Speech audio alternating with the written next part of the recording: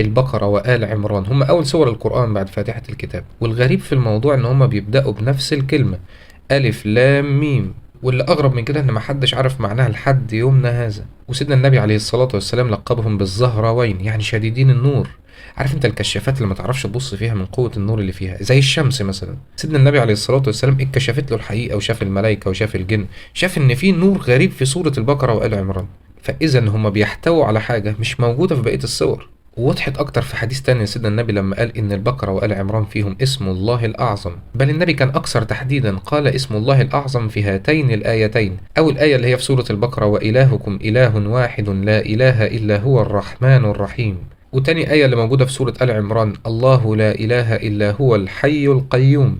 فإذا أنت لما بتقرأ البقرة وآل عمران أنت بتقول اسم الله الأعظم وأنت مش واخد بالك، فبتكتسب نور قوي جدا، والنور مصدره الوحيد عند ربنا. حتى ربنا سبحانه وتعالى بيقول لنا أو من كان ميتا فأحييناه وجعلنا له نورا يمشي به في الناس. ربنا وصف اللي بعيد عن ربنا بالميت، بل ومحتاج نور عشان يعينه على أمور الدين والدنيا. بل في 3 آيات كمان يجعل لكم نورا تمشون به يسعى نورهم بين أيديهم يوم يقول المنافقون والمنافقات للذين آمنوا انظرونا نقتبس من نوركم.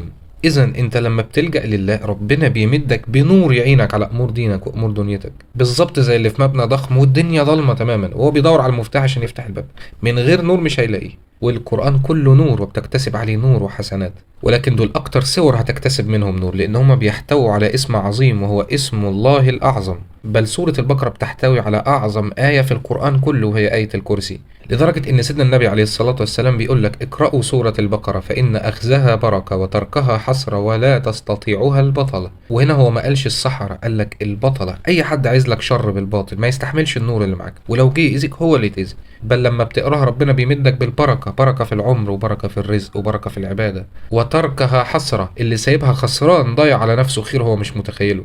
يعني لو عايز تنجح مثلا ربنا ينور لك طريقك تعمل ايه، وينور لك الطريق للمفتاح ولأي حاجة عموما. بل من قوة النور اللي انت اكتسبته الشيطان بيخاف يقرب لك لا يتحرق.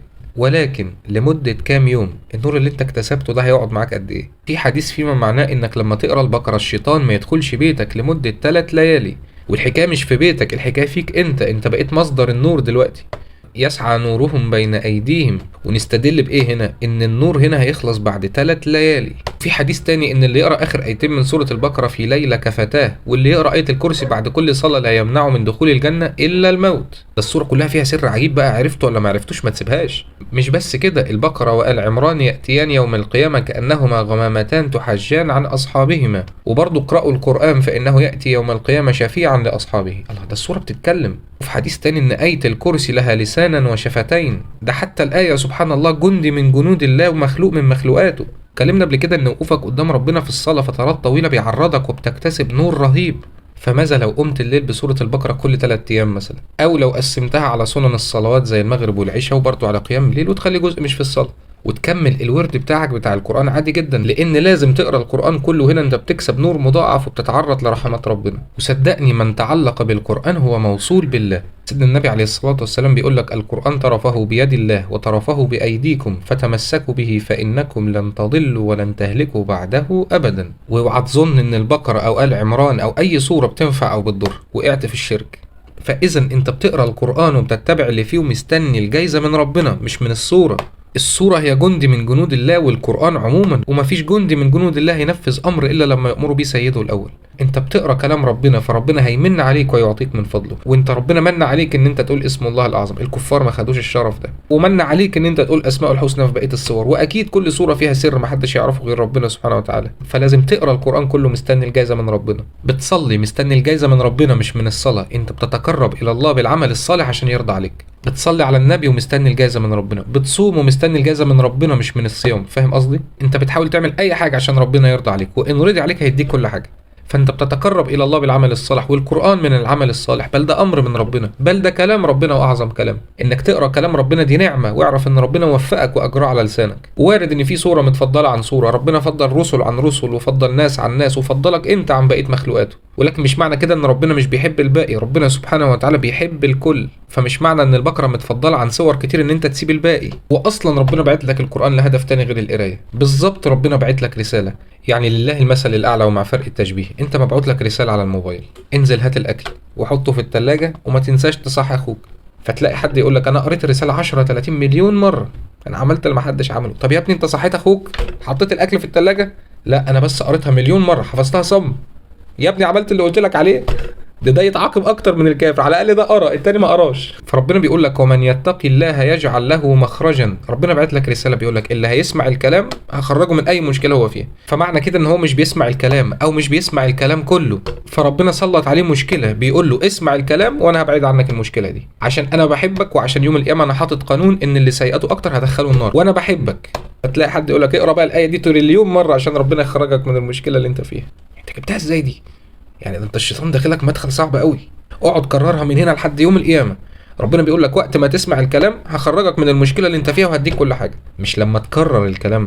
صحيت اخوك ولا لسه؟ لا انا قلتها بس اكتر من مره، احنا نهزر. فانت عمال تقرا مثلا واقيموا الصلاه واتوا الزكاه واركعوا مع الراكعين، وتخلص السوره وتعيد تاني وانت اصلا ما بتصليش. وفي ايه في القران بتقول ما سلككم في سقر، ايه اللي دخلكوا اعلى درجات النار؟ مش نار بس، اعلى درجه. قالوا لم نكن من المصلين. يعني حتى لو قريت السورة وقعدت أكررها أكتر من مرة، حتى لو علقتها على الحيط، الرسالة مبعوثة عشان تعمل اللي فيها مش بس تقراها. وأكيد على قرايتك هتاخد ثواب، ولكن لما تعمل اللي فيها ربنا هيديك ثواب لا تتخيله. فأنت اقرا البقرة واقرا آل عمران والقرآن كله عشان تعرف الرسالة كلها اللي ربنا سبحانه وتعالى بعتها لك وعشان تعمل بيها. إنما ما تقراش البقرة وآل عمران بس، يبقى أنت مش جاي تفهم، أنت جاي فاكر إن الصورة دي بتنفع أو بتضر. ده دول جنود من جنود ربنا، زيها زي الشمس زي الارض. ومفيش جندي من جنود ربنا يعمل حاجه الا لما ربنا يأذن له بيها الاول. ومفيش حد في الدنيا كلها هيعرف ينفعك الا لما ربنا سبحانه وتعالى يأذن بكده الاول. ومحدش هيعرف يضرك الا لما ربنا يأذن بكده برضه. فانت يبقى تعلقك بالله وتوجهك لله عشان ربنا يرضى عليك، وان رضي عليك هيسخر لك كل جنوده، هتلاقي الفلوس جايه بتخبط لك على الباب. فانت ماشي اقرا القران عشان تاخد على كل حرف حسنه، اصلا دي من الاعمال الصالحه، بل ربنا امرك بان انت تقرا القران وتتدبر اللي فيه. وماشي اقرا البقره وال عمران عشان سيدنا النبي عليه الصلاه والسلام وصانا بكده. وفي فعلا جايزه على قرايه كل سوره في القران، ربنا وحده اللي يعرفها. ولكن خليك عارف ان اللي هيتدبر في القران ويعمل باللي فيه هو ده اللي هياخد الجايزه الاكبر. ونودوا ان تلكم الجنه اورثتموها بما كنتم تعملون. تعملون، مش تقولون ولا ترددون.